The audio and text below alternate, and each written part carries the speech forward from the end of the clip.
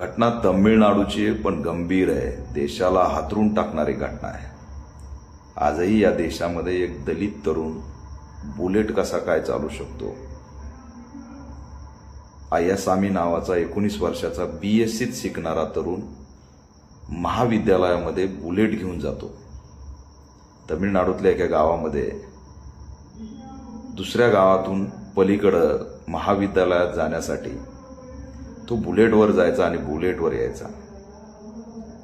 OBC समूहाचं गाव असलेलं 4 ते 5 ओबीसी तरुणांनी या अय्यास्वामीला अडवलं। जातीवर बोलून दलित बुलेट कसा काय चालवतो एवढी तुमची मजल गेली का? त्या भागातील दलित नेते सांगतात की आजही तमिळनाडूमध्ये विशेष करून त्या परिसरामध्ये जिथे ही घटना घडली त्या परिसरातील ओबीसी हा दलितांचा मत्सर करतो। ते बुलेट कसं काय चालू शकतात, ते चांगले कपडे कसं काय घालू शकतात, ते घर कसं काय बांधू शकतात, ते बंगला कसं काय बांधू शकतात, ते गाड्या कसं काय घेऊ शकतात, अशा पद्धतीचा मत्सर करणारे हे गाव आहे। ज्या तरुणांनी अय्यासामीला अडवून बेदम मारहाण केली आणि मारहाण करत असताना बुलेटचा याच हाताने बुलेट धरतो का म्हणून त्या हाताला सुद्धा वार करून त्या ठिकाणी संपवण्यात आलेला आहे। अय्यासामी गंभीर जखमी आहे, 19 वर्षाचा तरुण आहे। हे आरोपी अटक झालेत। यातल्या काही आरोपींचा बॅकग्राऊंड खूप डेंजर आहे की त्यांच्यावरती ऑलरेडी अॅट्रॉसिटीचा गुन्हा आहे आणि पुन्हा हा त्याने गुन्हा केलेला आहे। ओबीसी समूहासाठी डॉक्टर बाबासाहेब आंबेडकरांनी किती मोठा त्याग केला याची जाणीव नाही।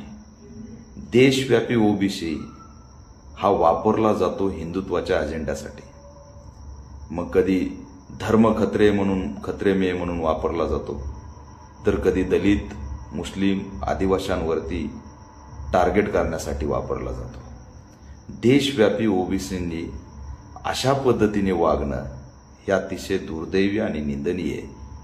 ऑल इंडिया पॅंथर सेना या गंभीर घटनेच्या माध्यमातून देशाला, राज्याला हे सांगू इच्छित आहे की आजही आम्ही आमचं अस्तित्व जिवंत आहे का हा प्रश्न विचारतोय। आज नामदेव ढसाळांची जयंती आहे आणि मला दलित तरुणावरती व्हिडिओ बनवावा लागतोय, न्यायासाठी आव्हान करावं लागतंय। पॅंथर पुन्हा उभा राहिल्याशिवाय पर्याय नाही हेच आजच्या माध्यमातून दिसतंय। आम्ही दाखवून देऊ कायद्याच्या माध्यमातून, संविधानाच्या माध्यमातून। या देशाची राष्ट्रपती आदिवासी आहे, पण परिवर्तन काहीच नाही। आजही गावात तू बुलेट का चालवतो, तू मिशा का ठेवतो, तू कपडे का घालतो, तू जयंती का करतो म्हणून माणसं मारले जातात।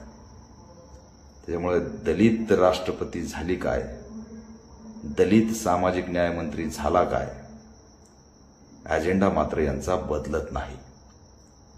तमिळनाडूच्या सरकारने गांभीर्याने घ्यावं आणि अय्यासामीला न्याय देण्यासाठी फास्ट ट्रॅक कोर्टाच्या माध्यमातून या क्रूर त्या ठिकाणच्या जातीवादी मानसिकतेच्या तरुणांना शिक्षा करावी, अशी मागणी ऑल इंडिया पॅंथर सेना